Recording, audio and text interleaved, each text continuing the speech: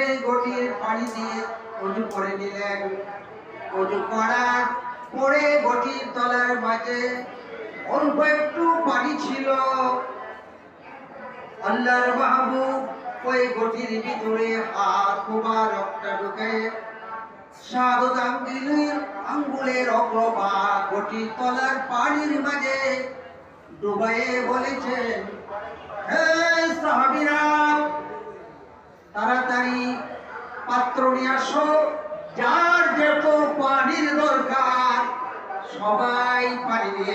পানি দেয় কতটুকু ঠিক কর, ধরেন না বেশি বেশি আধা পয় ব্যক্তি বেশি দার আর এক পয়ল। সাহাবীরা পাত্র নিয়ে পানি নিতেছেন, তাদের নিজেদের পিপাসা মিটাইবার জন্য পানি নিল, ওযু করার পানি নিল, অর্থাৎ যত প্রয়োজন সব পানি নিলেন। উঠের জন্য নিলেন, সোয়ারি ঘোড়ার জন্য নিলেন।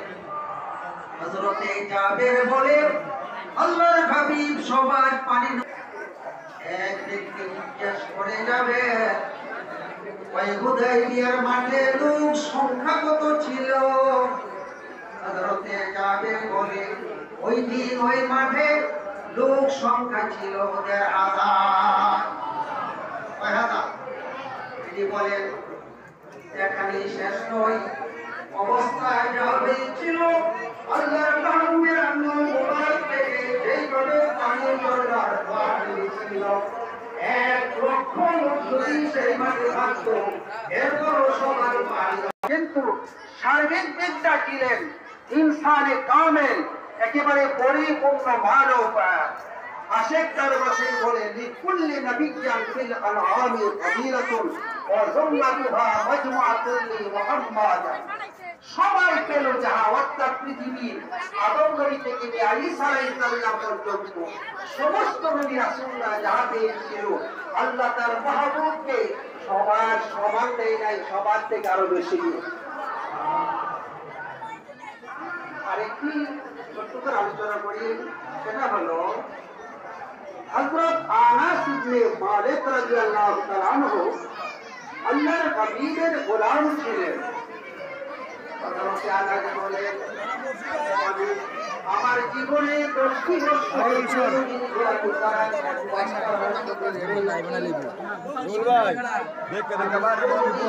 আল্লাহর হাবিবকে দেখি নাই, আমার সাথে ব্যবহার করেছে।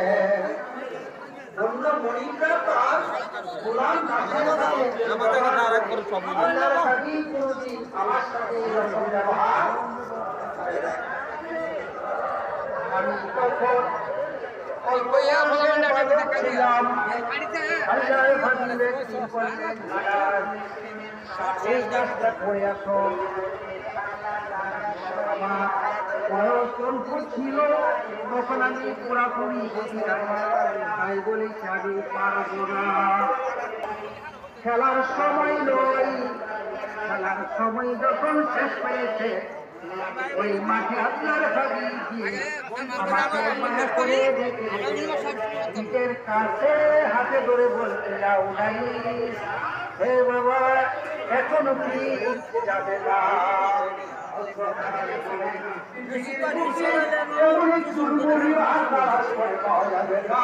গোলামের সাথে অমান্য করে অপরাধ করিল, এরপর মায়া করে এত আদর করে বললো, এটা কি একটা কাজ হলো? এই মহিলাকে কি আসে যা, এই রুমাল তুলে ফেললে পরে লাভ হলো কি? একটু করে রুমালটা সোয়া দিকে তুলে আনলে দেখা গেল রুমালের ময়লা পরিষ্কার হয়ে গেল, রুমালটা একটা হইল, একটা সুতার ডাল ওইদিক সেদিক হয় না। ব্যাখ্যা লিখতেছেন মুহাদ্দিস দেখেন, শুধু রুমাল নয়, রুমাল যেমন আল্লাহর হাবিবের হাতের কষ্ট ফেলে পড়ে আগুন জ্বালাতে পারে না। হে আশিকে রাসূলের দল, তোমার জীবনে যত পাপী থাকুক না কেন, এর মাঝে যদি মদিনার নবীজির প্রেম ভালোবাসা মহব্বতটা তোমার কালবে থাকে, খোদার জাহান্নামের আগুন তোমাকে জ্বালাতে পারবে না।